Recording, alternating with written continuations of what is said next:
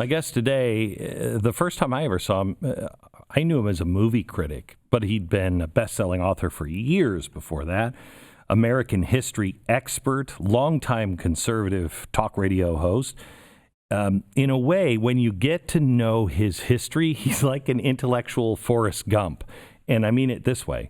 His life seems to intersect with major political and entertainment figures throughout the decades. I mean, he worked for the Robert Kennedy campaign, and he was at the hotel that night that Robert Kennedy was assassinated in 1968. His study partner at Yale was Hillary Clinton. He hung out with Barbara Streisand. That's kind of the turning point for him, where he started to go, maybe I'm a conservative. He became friends with Dick Cheney during the Ford administration. He co-hosted the PBS movie review show that was started by Siskel and Ebert. As a young man, Democratic Party loyalty. He was a pretty hardcore Democrat. And if he had continued along that track, he probably would have been a big star on the left. But he had a 6-week experience that'll let him tell you about that put him on a very different political path, one that he never thought capable of traveling. And that eventually led him to the world of talk radio, where in the last 23 years, his show has consistently been one of the most listened to programs in the nation. He is a sharp cultural critic who is not afraid to take his own side when necessary. He'll take it on, and he has. And it's made him unpopular at times and very popular other times, but he lets the chips fall where they may. The left has never really learned this over the last year, or over the last few years, but if you get into an argument with this guy, you're probably going to lose. But he is decent and civil all the way along. He's written or co-written 14 books, many of them bestsellers. His latest is God's Hand on America. It's the kind of subject matter that makes everybody on the left squirm. But remember, he's Yale trained. So he's got the credentials to back it up and the history to back it up. It traces some of the most remarkable coincidence and astounding events of American history that are hard to explain if it wasn't for divine providence. He is one who still believes in America, our Constitution, and our future. Michael Medved. He's just kind of old-fashioned that way.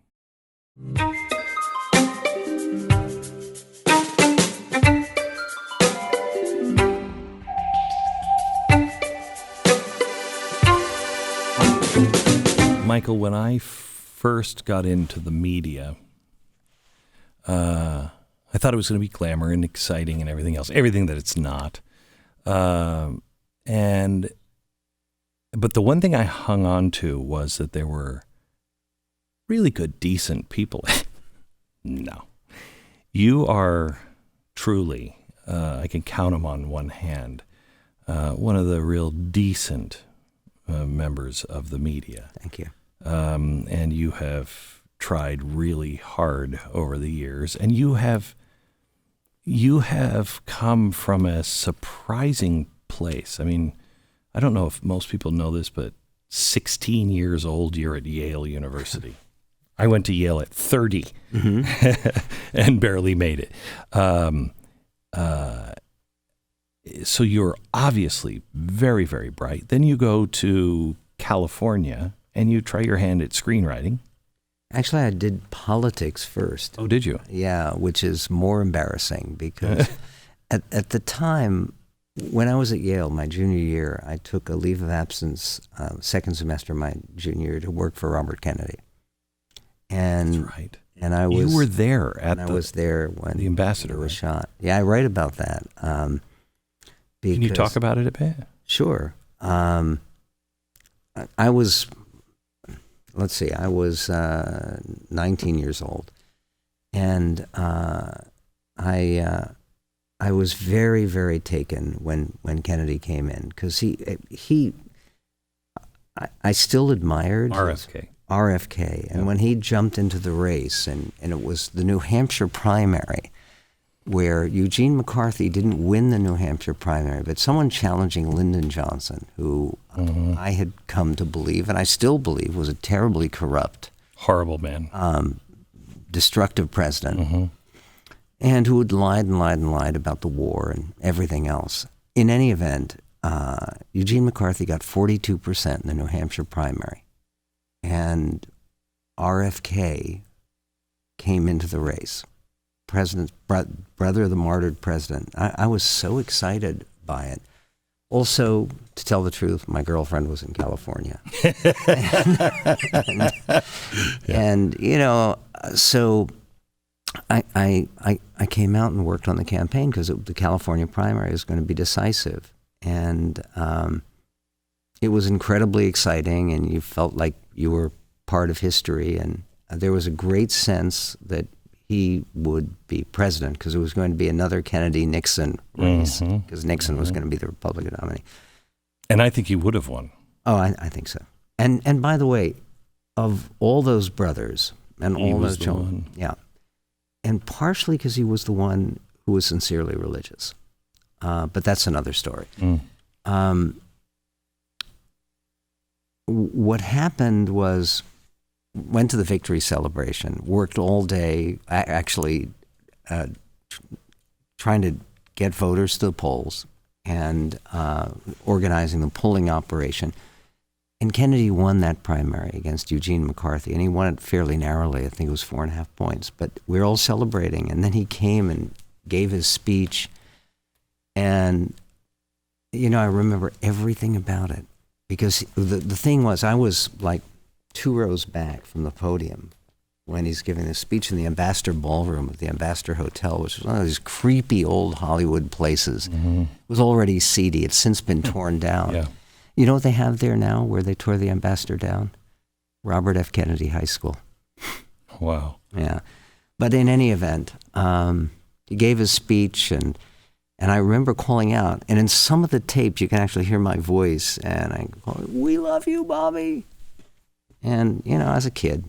And then he said, and it's going to be on to Chicago, and we're going to win it there. And he flashed the V for victory sign, which was also a peace sign. Went into the hallway. And, you know, everybody's breaking up and looking to get a drink or something like that. And all of a sudden, you could hear the sound. It was like popping balloons. And people say firecrackers. This was not like firecrackers, popping balloons. And then horrible screaming. And I will never forget, the scream came from that kitchen area where he had walked off into. And it came from the front of the room and went all the way to the back of the room, sort of a progressive scream, and then back. And because his brother had been killed just 5 years before, everybody kind of knew what had happened. And then they locked us up. the FBI and you were not allowed to leave the building. And this is one of the reasons I don't hold by any of the conspiracy theories. I did not witness the actual shooting, but I was in the front of the room. They could identify me by photographs. And I was interviewed 3 times by the FBI. And a really intense, who did you know? Did you know anybody there? In any event, it was one of those things that that made me deeply involved in politics. And so when I graduated, and then I started in law school, and my first semester at Yale Law School, Hillary Clinton was my study partner, Hillary Rodham at the time. But then I left law school to do politics, just like I'd left junior year. And I got a job as a speechwriter for a Senate candidate. And I came out to California working, and I honestly believe it was providential for me. I got a job working briefly as a campaign manager, very briefly, because I quit for a really corrupt, horrible U.S. congressman. Like 6 weeks you were with him or something. Correct. Ron Dellums, who's really far to the left. He helped make me a conservative because sometimes it's actually seeing the bankruptcy of liberalism. In other words, I still think they're good people who identify as liberals. I think there's good people on both sides, Absolutely, and good people right. who actually believe it, and then there are the people who just use it. Right. On both sides. Absolutely right. So in any event, we were just talking, so I was doing politics in California before I got into screenwriting. I actually got into screenwriting through doing book writing. So wait, before you leave politics, was there one thing that happened that made you go, okay, I'm out? It was a lot of things. I've always been anti-drugs. I mean, I'm Right. I'm weird enough anyway, you know. And in that campaign, there was a great deal of drugs. And we're not talking about marijuana. We're Hard drugs. Yeah. more serious stuff. And it was crummy. And I began being worried. There's also a lot of paper bags with unmarked bills. And Wow. and this was a U.S. congressman who was running for re-election. Wow. And I was afraid that, I had not finished law school, but I'd taken out of law school. I did not want to be indicted Right. at a young age. And so I left the campaign. And what happened in Barbara Streisand's living room? She called me over. I was working for her on her screenplay for Yentl. Wow. And I had become religious and conservative already at this point. And I had a book called The Shadow Presidents, which was about the chiefs of staff, the chief aides to all the presidents of the United States, since that institution was authorized by Congress, which was 1857 under President Buchanan. But in any event, Barbara was interested because I was working on the screenplay with her, and I'd given her a copy of my book, which had just come out recently. And she called me over to talk about the book, and like everyone was shocked. And she had a number of fairly famous people there, and they were interrogating me because I'd done this stuff on the White House. And I was saying good things about President Ford, and who had just left office. And You were letting the chips fall where they may. correct. And I was saying good things about President Eisenhower, who I think was a great president. And basically, part of what, and it's so funny, because Gerald Ford's chief of staff was Dick Cheney. And I was very impressed with Cheney. I interviewed him several times, and I thought he was really a bright and good guy. And they were so shocked and it basically killed my association, my ability to write for Streisand. But they were so shocked that anyone could say anything positive about Republicans. And I don't think a lot has changed. No, it's gotten worse because now it's not just the negativity about Republicans, it's negativity about moderate Democrats. People who are woke. I mean, it's a craziness. I'll tell you an example of it. There's a piece in USA Today by this woman complaining about the way that Trump handled the killing of Soleimani, which I think was emphatically a good thing for the world that this guy was taken out.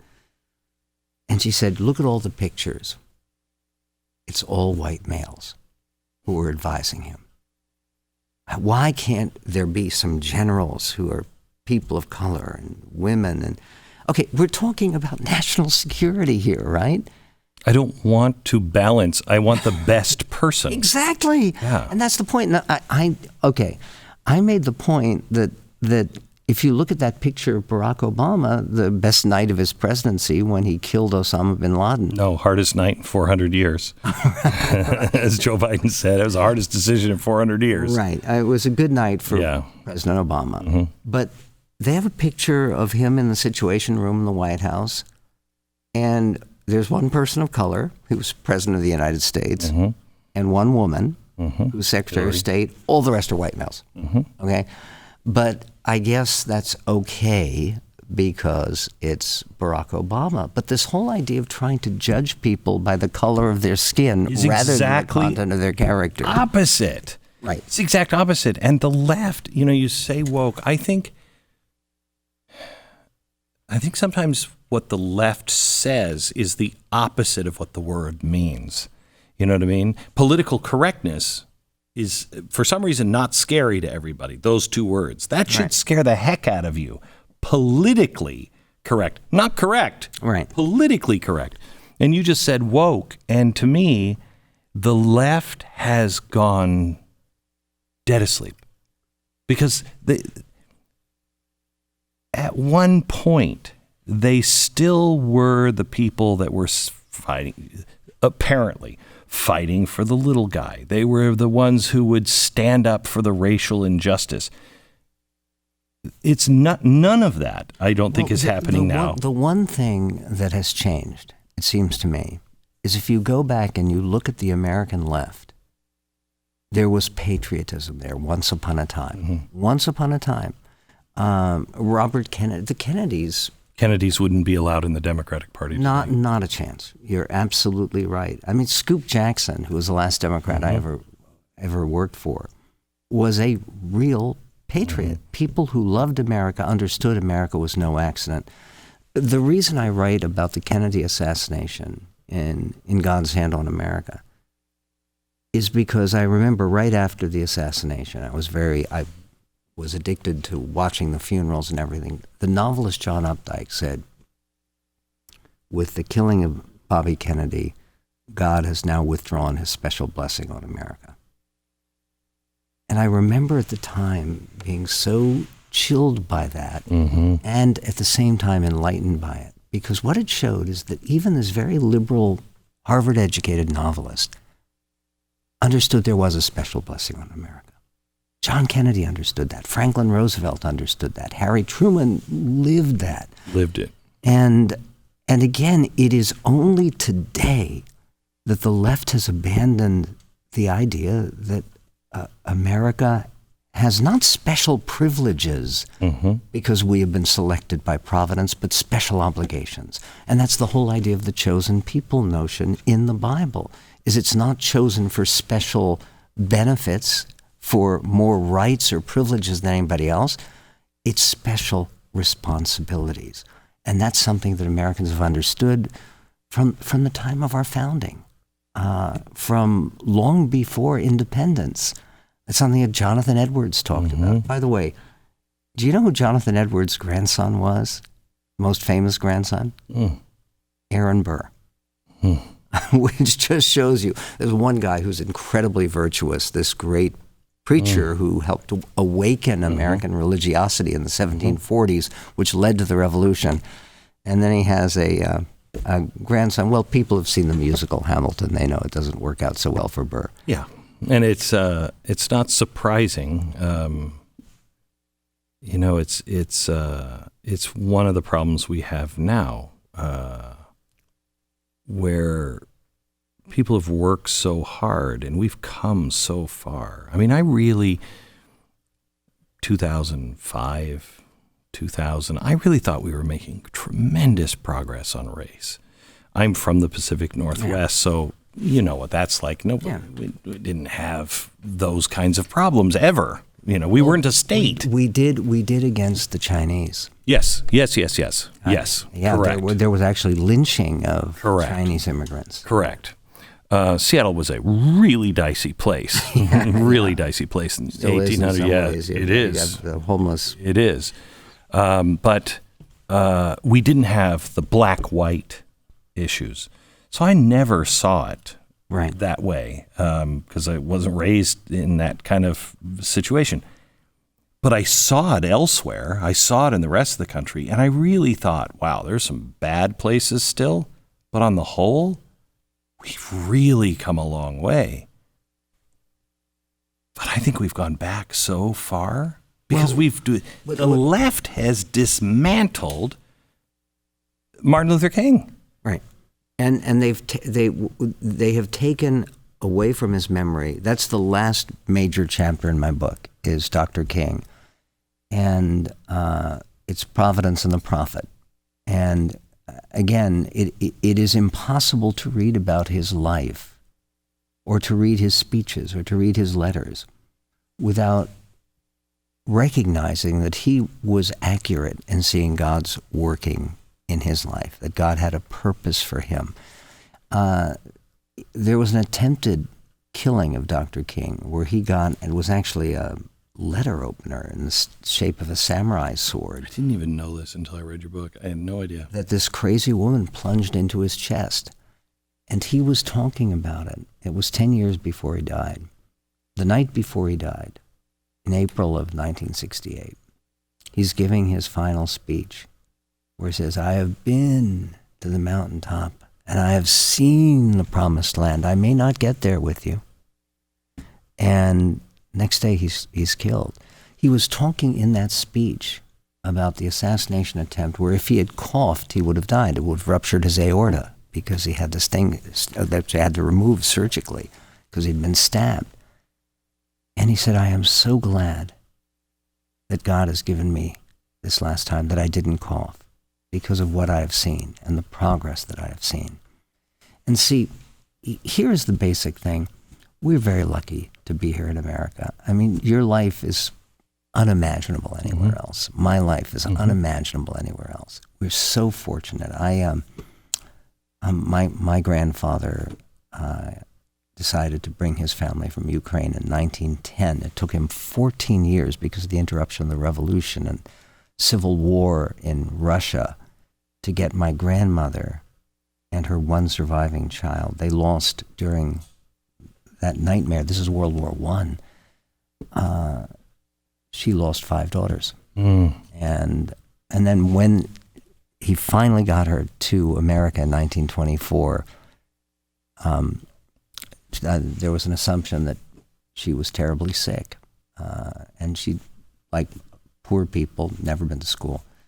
She didn't want to go to the doctor, she finally went to the doctor.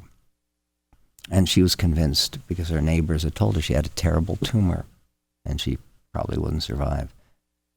And so she's crying. The doctor says, sit down. And he says, do you know what the problem is? And she says, I have a tumor, right? He says, no, you have a baby. She said, I'm 49 years old. This is not possible. He says, well, your name is Sarah. And it is. That baby was my dad. Wow. This American miracle baby for a land of fresh starts and special hope. And here's the basic thing, and the reason that I wrote this book is what happens is Americans are so blessed. You're either going to feel grateful for that, and if you don't, you're going to feel guilty. Because you understand that you have it so much better than people anywhere.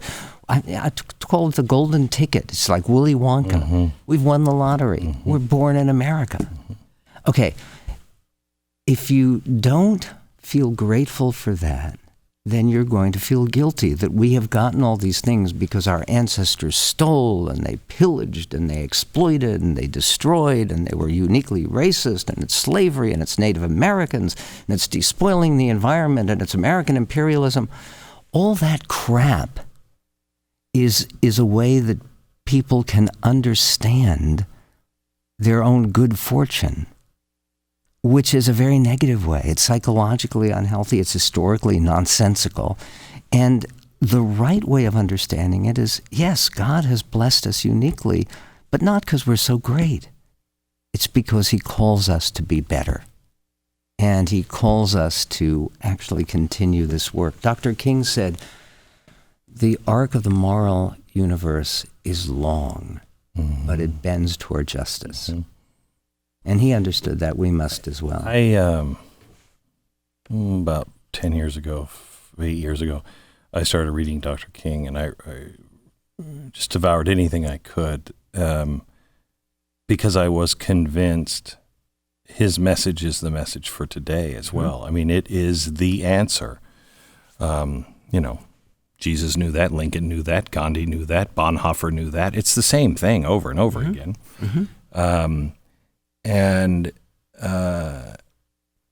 But even if you tell religious people, love, peace, don't be angry, let it go, they almost to a person I hear, oh, that's fine, but we've got to do something. Well, he did do something, but he just did it in the atypical way, unless you want to win. And people that claim to have so much faith almost don't have faith that God's got us. Just do what you're supposed to do. Well, it's interesting. King gave this remarkable speech to a high school graduation at one point. It was a largely black high school. And he said, my message to you is, and he went through the great people in human history. And he said, we've had great people in human history, and he didn't mention all black people, because it's Dr. King. He mentioned Beethoven and Michelangelo, and he said, not all of you are going to be great artists, great athletes, great entertainers, great media people. He says, some of you are going to be street sweepers. Be the greatest street sweeper you can. Be the Beethoven of street sweepers. Be the Beethoven of gardeners. And whether you're a doctor, whatever you are, the point about being part of America is you talk about love. Love is important, but what love is really based on is gratitude. And part of the reason that Americans don't feel thankful is we've forgotten to whom thanks are due. And it's uncomfortable for people. And again, it does create a sense of obligation. It means that you have to do more than But how much of sit this? around. How much of this is natural? Because I think there is a natural tendency to forget about divine providence. Divine providence, different than manifest destiny, but to forget about divine providence and to forget about what came before you and the struggle today. It's just me. Oh, poor me, and oh, poor us. Look at how bad things are right now. How do you get people to look at that when, let me phrase it this way, how much of it is real, just lost, and how much of it has intentionally been distorted and covered?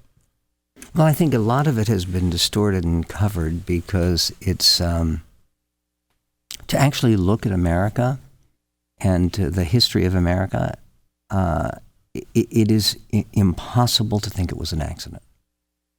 And my immediate previous book, The American Miracle, has stories from early in our founding history where you could actually calculate odds against it.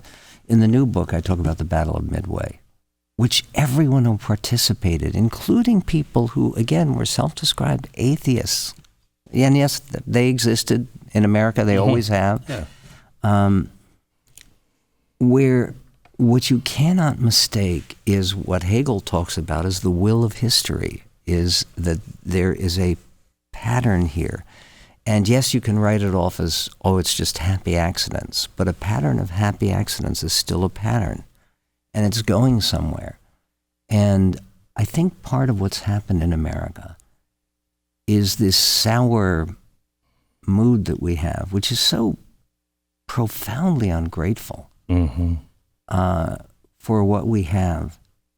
I was talking to you just off the air about, I had serious medical problems. I know that you've dealt with that in your family.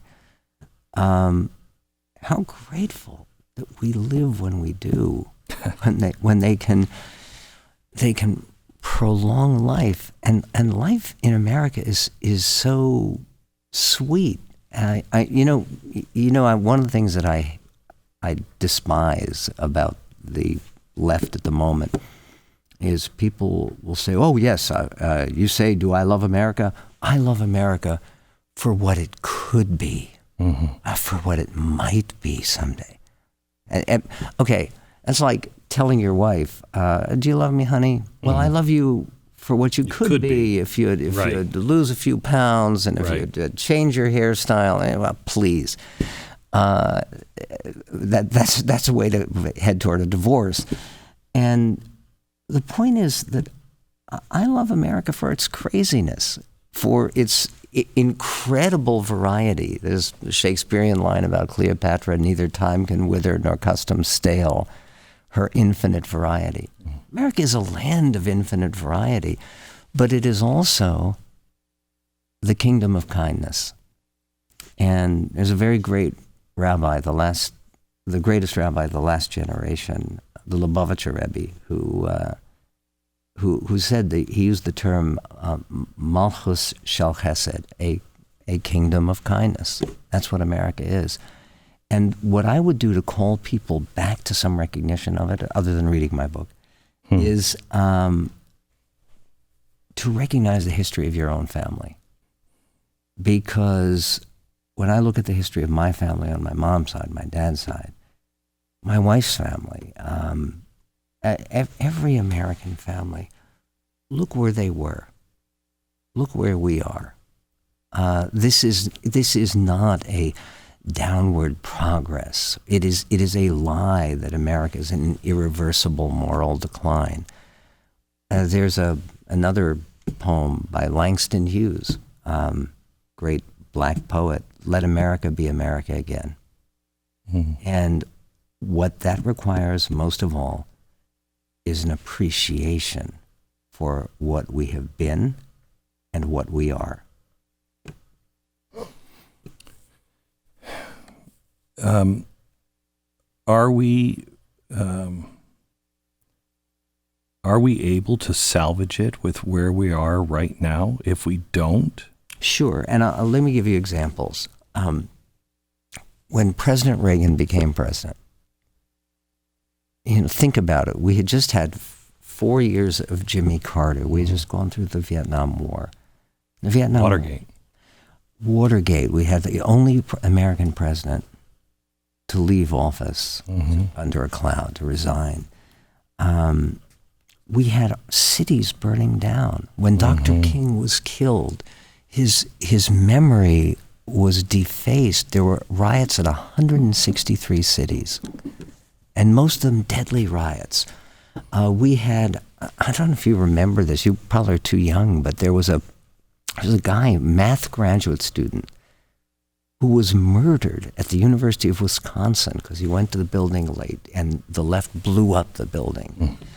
We had the Symbionese Liberation Army. I had all this horrible stuff here. There was fighting on the streets. The Democratic Convention of 1968.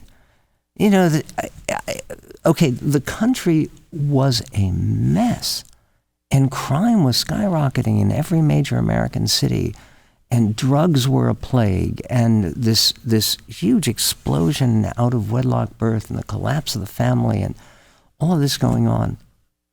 And it really did kind of turn around. And most of that stuff turned around. You know that actually, and there's pretty good evidence of this, when we have this terrible problem with opioids right now, which we have to get a handle on.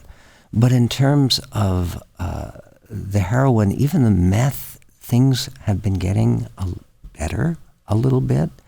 The abortion rate in America is way down, is been cut by 2/3, and all the surveys show that this remains a country where people do well. And people say, well, it's hard for people on the bottom to rise to the top. But it is still overwhelmingly people at that bottom quintile. The next generation is higher. Is higher. And and that's unthinkable elsewhere. Well, it is. They say there are reasons to believe that Europe is also, now there are European nations where there's also more social mobility, economic mobility. And yes, but that's because the whole world, which has been blessed by America, is so vastly better. The percentage of people in the world, I was reading this recently, and it's a UN number. Okay, so a UN number that when the UN was formed, about 60% of all people living in planet Earth were in desperate poverty. They did not have enough to eat. That's down to 6%. I mean, we have made so much progress against, and again, which is one of the reasons not to believe all the stories about the end of the world and because of climate change, we're going to have hundreds of millions. If you look at the climate change predictions that Al Gore was making for 2020, we were not supposed to be sitting here in Texas. I think Texas was going to be underwater. Yeah, no, they just had to change at one of the national parks, like Glacier National Park. They had to change the signs. Correct. I love Glacier National Park. Gone. These glaciers will be gone by 2020. Yeah, I mean, look, just the everyday miracles of American life. And okay, I got on a plane last night, and through a snowstorm, flew here. Plane even landed pretty close to on time. Thank you to Alaska Airlines. And, these are everyday miracles. You think of what that means. I have a chapter about the Transcontinental Railroad. And the reason that railroads were so amazing to people, Lincoln was the one who, in the middle of the war, they passed the bill for the Transcontinental Railroad because it was an obsession of Lincoln's, always. And partially because you could go back, and there was, before the railroad came, before we invented railroads in the 1830s, no human being could travel faster than Pharaoh on his chariots in the Bible. Think about that. You couldn't travel faster than a galloping horse. And all of a sudden, you've got this amazing machine that can cross the continent in 7 days. And relatively safely. Yes, very safely. I mean, unless you were working on it. Correct. And even the working on it, the sense of godly purpose that drove, I write in my book about this unsung American hero who really deserves more attention, whose name was Ted Judah. And he was known universally as Crazy Judah, because he was obsessed with his dream of building a railroad that would connect the Midwest to California, which was already a state, going through nothing. And there was vast, vast emptiness between. And he believed that that was the right answer to binding the nation together after the divisions of the Civil War. And his story, and the story about the role he played in organizing the Central Pacific, and the churches everywhere gave thanksgiving for the creation of this railroad, which bound us up as one nation.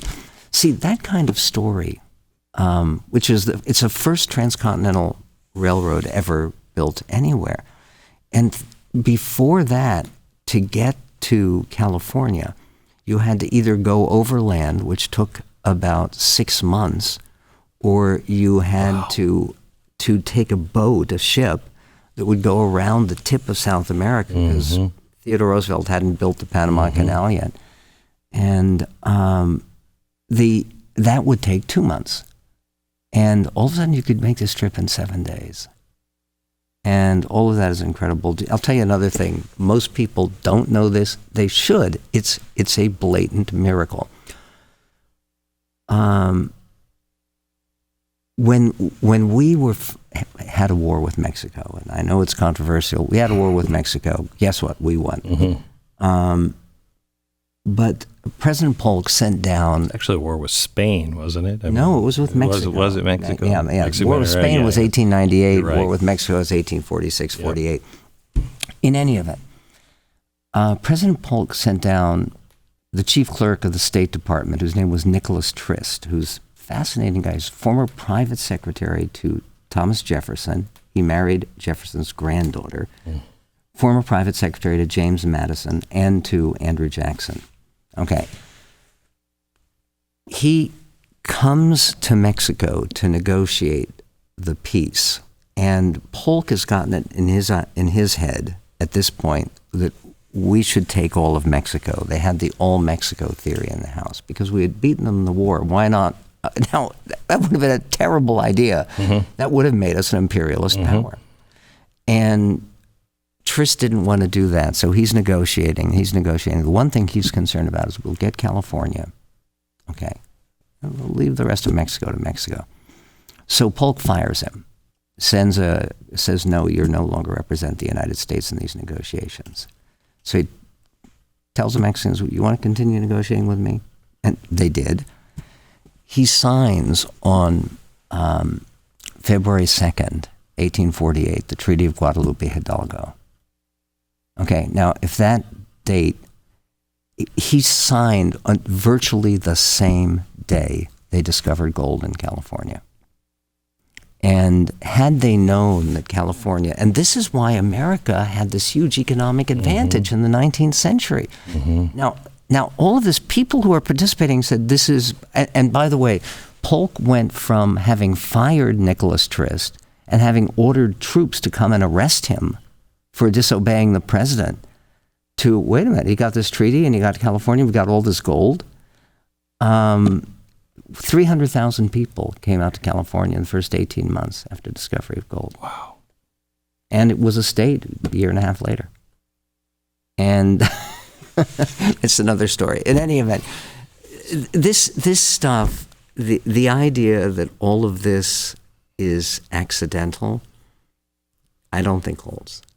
I don't know how we go from fire for 5,000 years to the light bulb 100 years after, people are set free and able to keep their, the reward of their risk. People have a hard time. For instance, I'm a big Churchill fan. Oh, yeah.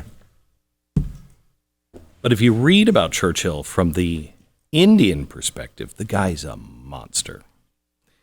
And when I first started looking into it, I thought, okay, so how do I put these two guys together? And then I just realized it's pretty easy. He sees one part that he's not really there and been raised to believe this. He sees that this way, this another way. And by the end of his life, he's like, I really made some mistakes. He didn't completely renounce all the stuff that he said in India, but he was moving in the right direction. And I'm comfortable with that. I'm comfortable with guy being wrong and really bad over here and really right over here. Right. Same guy.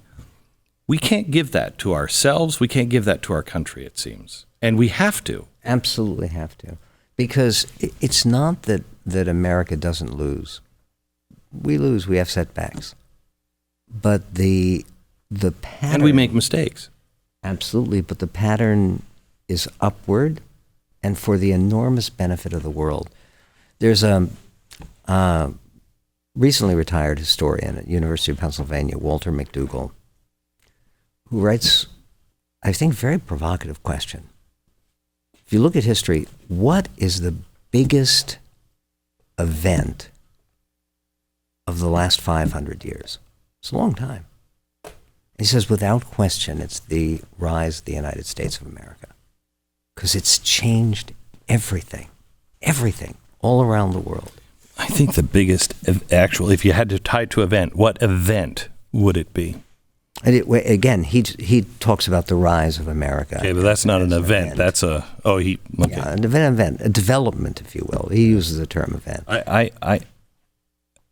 Because I think that starts with the greatest mission statement of any person, country, or business ever. The Declaration. Declaration. Of course. It's like when people say, America, blah, blah, blah, even Martin Luther King talked about America, live up to your promise, live up to your vow here.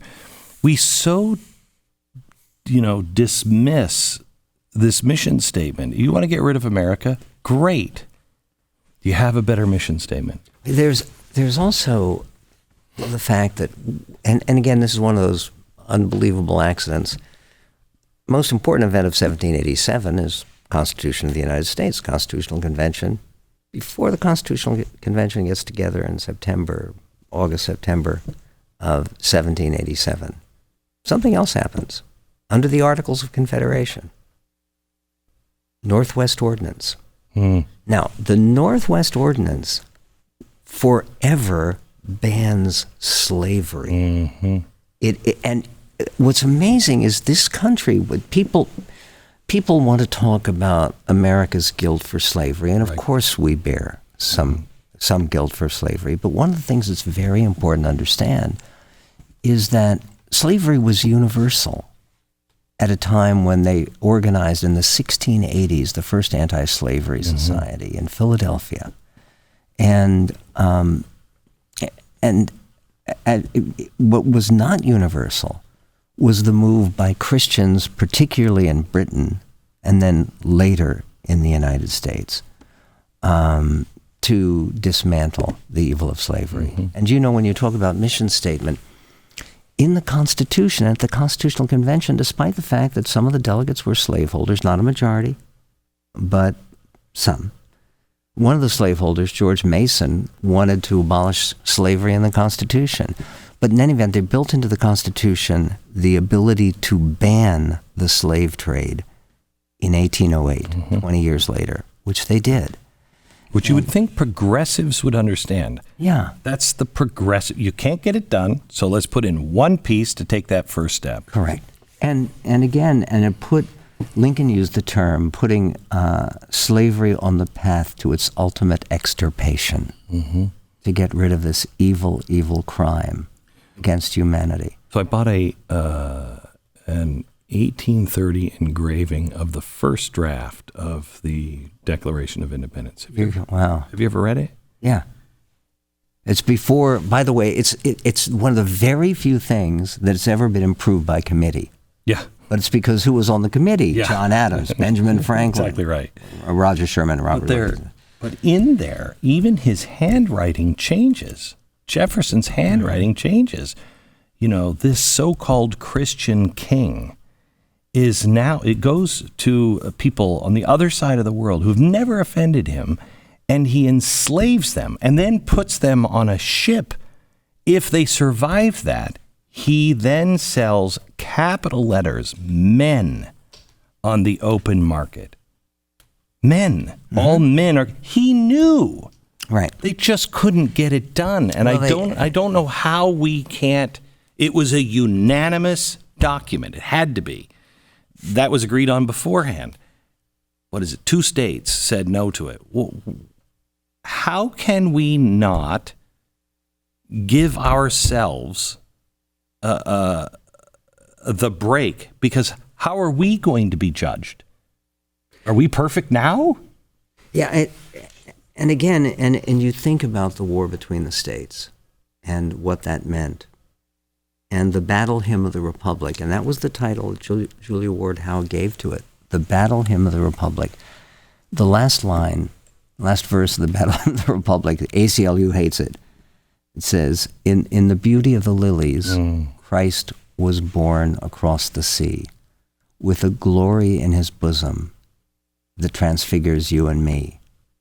As he died to make men holy, let us die to make men free. And 330,000 Union troops did. I was in Richmond, Virginia. This is 2002, maybe, and holding a big event. There were about 30,000 people there.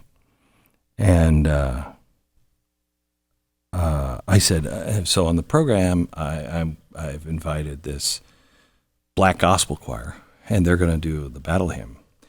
And everybody in the room went, "This is Richmond. You can't do that." And I said, "This is America. Yes, we can." And they gave me all these dire predictions on what was going to happen. Everybody loved it. Of course. People were crying. They're not who people say they are. Correct, because we are the kingdom of kindness. One of the stories that obsesses me, and also because there's a family connection, is the story of the end of life for Franklin Roosevelt and how close America came to having basically a communist agent as president of the United States. Because the sitting vice president in 1944, Roosevelt is running for a fourth term. He's terribly sick. And people who were close to him, he didn't know it, but people who were close to him knew he could never live through his fourth term. And his vice president, Henry Wallace, has a big man crush on Stalin, is a very clear leftist who has a background of guru worship. One of the things in my book is I quote from some of the guru letters that he sent to his guru, who was a nutty Russian named Nicholas Roerich. And this is all exceedingly weird. There's a group of people who are all Democratic officials at the time. They all happen to be religious Catholics who get together, and they formed what they called the Conspiracy of the Pure of Heart. They were led by a guy named Bob Hannigan, who was a former baseball star for University of St. Louis. And their determination is somehow to prevent Vice President Wallace from being renominated, because they knew. And they had the idea, because Bob Hannigan was from Missouri, he knew the senator from Missouri, Harry Truman. And the story of the manipulations behind the scene, this was a real conspiracy, the Conspiracy of the Pure of Heart. But it succeeded in giving us a pretty remarkable president, President Truman, and sparing us from Henry Wallace. And what's fascinating about this, and I didn't know this when I started doing the research for the book, as he approached the end of his life, Wallace realized that they had done the right thing. He wrote a piece which, honestly, other history books don't have this. He wrote a piece called Where I Was Wrong, where he talks about the indescribable pure evil of communism. And this is a guy who, at one point in 1948, he ran for president against Truman, an independent party, totally funded by communists and creeping with communists. In any event, like some people, he came to see how wrong this was, how fortunate, what a close call America had. And the story is they were about to renominate Wallace for vice president by acclamation. And the Conspiracy of Pure of Heart, there's a lot of political bosses, frankly. And again, they were serious Catholics. They felt God was behind this. Bob Hannigan, the key orchestrator, in any event, I'll get to him in a moment, but what happened at the convention was they had this roaring demonstration on behalf of Wallace, and then Senator Claude Pepper, who was another old leftist, had the idea, let's nominate him right now, because with this hall right now, he'll be renominated. So he pulls for a microphone, his microphone goes dead. He starts rushing the podium and barreling up there. It's like a broken field runner. And he's trying to get to the podium so he can get to the podium. I move, we nominate Vice President Henry Wallace by acclamation. And literally, he is 10 feet away from the podium when the gavel comes down. The chairman of the convention at the time was a senator who had just been appointed to senator from Indiana, Samuel Dillon Jackson. He only served in the Senate for 6 months, taking the place of a senator who had died. But this was his one great moment. He saw Claude Pepper coming. He put down the gavel. He said, "Okay, the convention, I move the convention adjourn." And all in favor, aye. Aye. All opposed, no! The ayes have it. Convention is adjourned. And it is because of that we escaped having Henry Wallace as president of the United States, because Roosevelt died 82 days after his inauguration for the fourth term.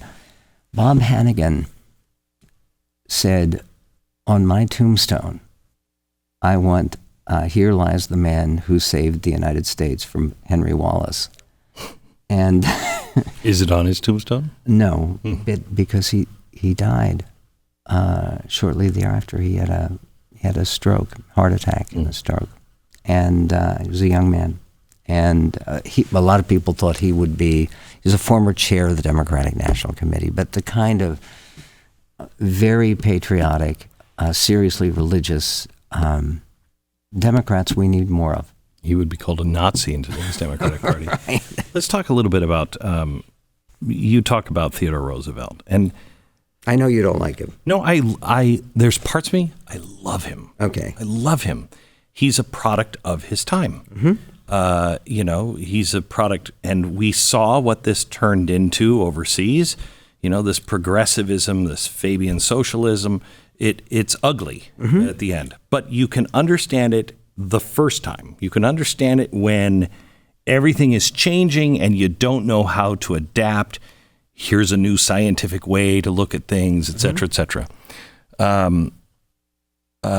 But you go into the divine providence of his whole Theodore life, Roosevelt, because he his entire life was dueling death, and it's astonishing the number of near-death experiences he had on the battlefield at San Juan Hill.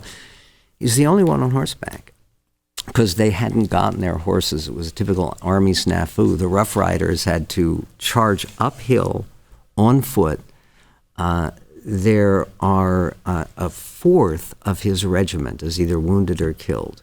He's riding on a horse with a big bandana around his cap, leading his troops. like Washington. Untouched, right. And there are people there, witnesses, and not one of them said, it is a miracle that he wasn't killed. And it was the most foolhardy thing anyone had ever seen. He had near-death experiences as a boy. He had this unbelievable, dramatic situation where the same night that his first child, Alice, was born, his wife died and his mother died. And he was crushed, and that sent him out to the West to rediscover himself. And he also, a lot of people don't know this, he made his living, he lost all his money on these ranches. He had some inheritance from his dad, but he lost it all on these ranches, and he made his living from that time forward as a writer. He wrote 34 books, and some of them are pretty darn good history books. The Naval War of 1812, still in print. He has a great biography of Thomas Hart Benton.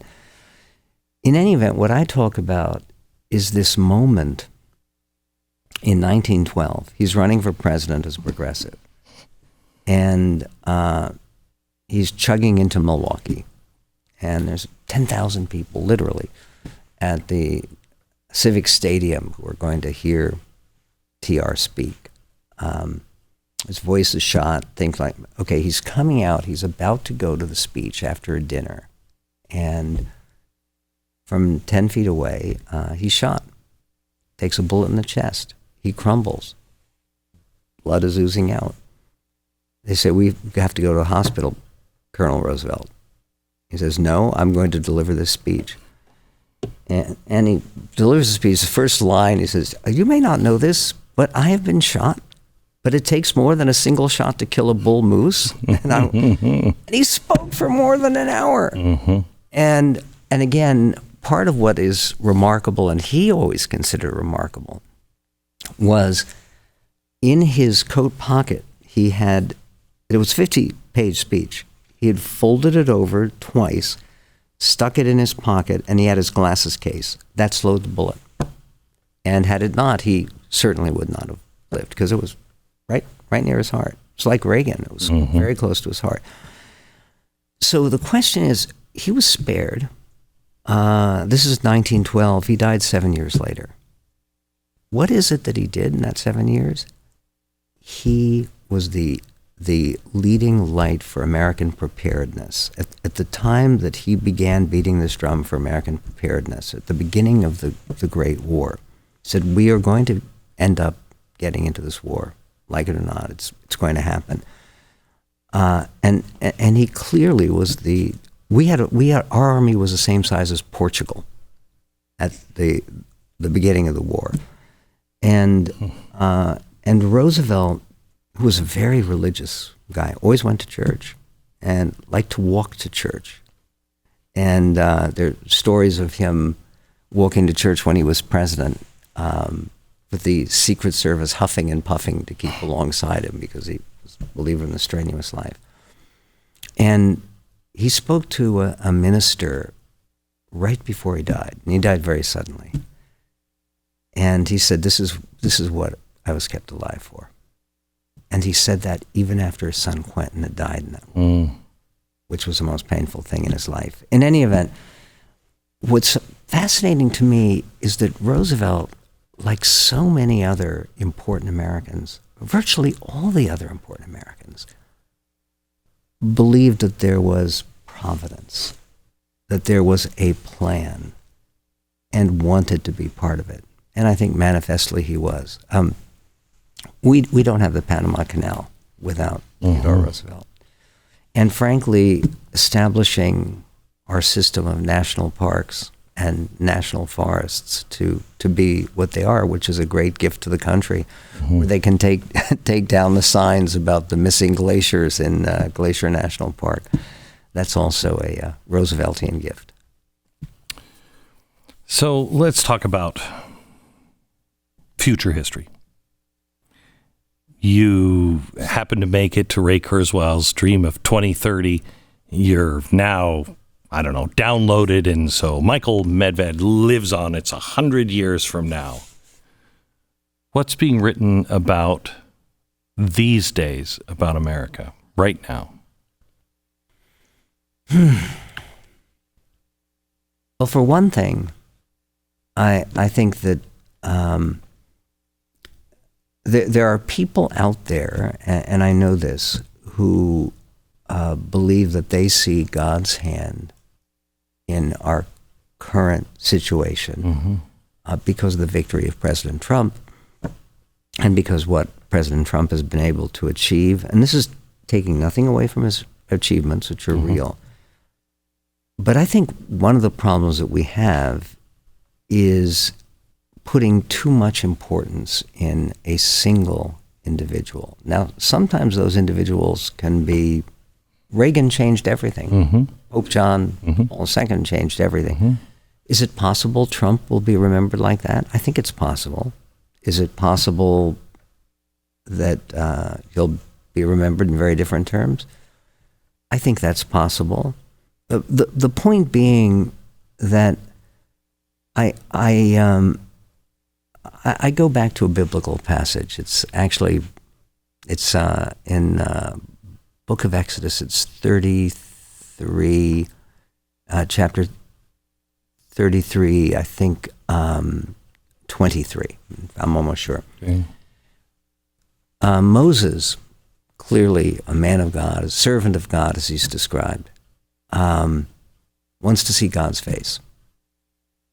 And God says, no man shall see my face and live. And he says, however, so he places him in a cleft of the rock and says God passes by and Moses could see his back. What the heck does that mean? Does God have a physical back? One of the ways it's understood in Jewish tradition is that it means that you can't see history head on. Can't see it when it's happening. You can see God's back. You can see it as it passes. It's like that Bismarck passage, listen to God's footsteps in history and then grab his coattails and hang on. So I have no idea. Anyone who says they know what God has in mind or what American destiny requires for the election of November 2020 is puffing something that's legal in Washington State and Colorado. But because we don't know. We don't know. In other words, when you look at things, and I'll give you, there's so many examples, but one that immediately comes to mind, something we were talking about. Harry Truman never went to college. You know, he was a failed businessman. He had a haberdashery store. It never worked. He was a small-time machine politician from Missouri, but Bob Hannigan and a number of others saw something in him that was godly, that was firm, that was smart, that was dedicated.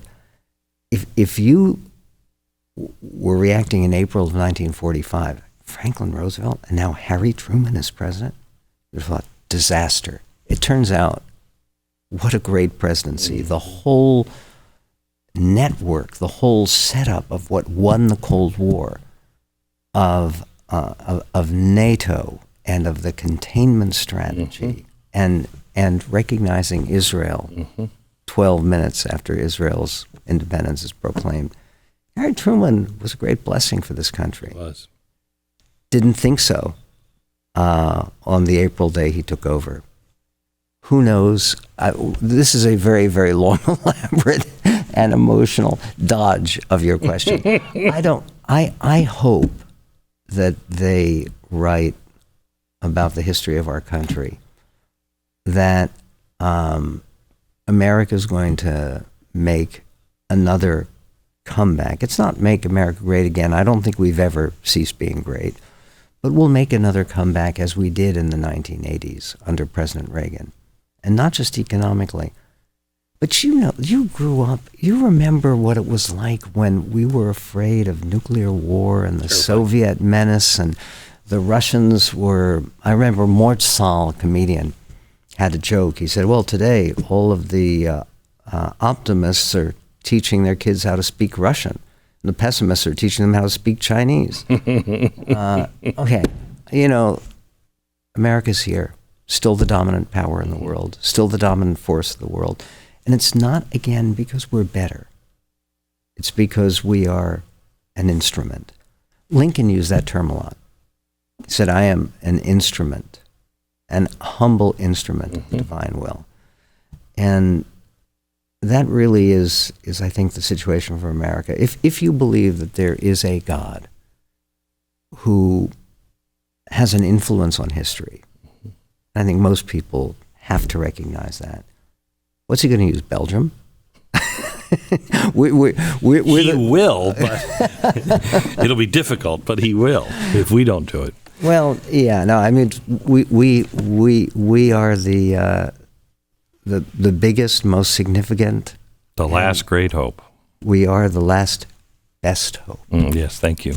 And the last best hope, because we are called upon to be not only great but good. Let me just switch topics real quick, because you're a film critic for a long time. Yeah. Have you seen 1917 yet? Yes. What'd you think? I loved it. I did too. I thought it was a fantastic film. And unbelievably well made. I don't think we're going to ever have a film that gets us closer to what that battlefield. I have to tell you, I went in hoping that it would be better than, as good as Saving Private Ryan. I think it was better because I felt like I was in it. It wasn't a star-driven thing. And the way they filmed it, I felt I was in the trench. No, it's immediate, and it's almost done as if you're experiencing it in real time. Yeah. And that's one of those things that people talk about. It's like it's one shot. You're following these guys at every step of the way, and it's so well done. And again, and you think back on that war, and the waste and the tragedy, and 125,000 Americans died in that war, and 16 million people altogether. But again, if you look at 1917 to 2017 and what's happened in the world, and how much closer we are to justice, to opportunity. I'll tell you one thing. Did you see that Peter Jackson movie about where he reconstructed the actual footage? Unbelievable. It was the first time they became people. Correct. What was the biggest difference between the Tommies, the British soldiers you see in 1917, and the Peter Jackson people? You know what it was? The teeth. Oh, yeah. Yeah, the people. I was looking for something deeper than that. No, That's exactly right. It is. The pictures of all those people in that. Do you know what a blessing dentistry is? No, it really is. I mean, for guys like us, right? Teeth. It's it's wonderful. Now, all of this, you can say, oh, that's so shallow. It's not shallow. At the end of the day, it's flesh, blood. The opportunities that we have. I mentioned before my dad, my grandfather who came here from Ukraine was a barrel maker. My dad, because of public schools and because he was very hardworking and clever, ended up getting scholarships and then GI Bill and getting a PhD in physics and having an amazing life. He was in the scientist astronaut program. And again, and my dad, he became religious later in life. But even when I was a little kid, when he really wasn't religiously involved at all, he was very involved with the knowledge that America was evidence of God, that there was something godly and special about America. And if you think about it, every single one of our patriotic songs has some kind of God reference. The last verse of the Star Spangled Banner. I love it. We should sing that one. Yeah. No, all the time. I mean, this is one of those things that people can recapture. This be our motto, and God is our trust. That's where it comes from. It's from the Star Spangled Banner. And America, America, God shed his grace on thee and crown thy good with brotherhood. And she wrote that song when she rode up to Pike Peak and looked out over the plain. And even Woody Guthrie, who, he wrote that song, This Land is Made for You and Me, This Land is Your Land, This Land is My Land. He wrote it as an answer to God Bless America, because Irving Berlin was a kind of noted Republican and big patriot. And so Woody Guthrie, who was a communist, but even him writing about the country, this land is made for you and me. Who made it, ultimately? And that implication is there, even where people who are not at all religiously minded would not expect it to be, which is seeing God's hand on America. That's the name of the book, God's Hand on America, Divine Providence in the Modern Era. Michael Medved, it's just so nice to have you. Oh, it's wonderful to talk to you, Glenn, and thank you for being such an ideal, sympathetic reader.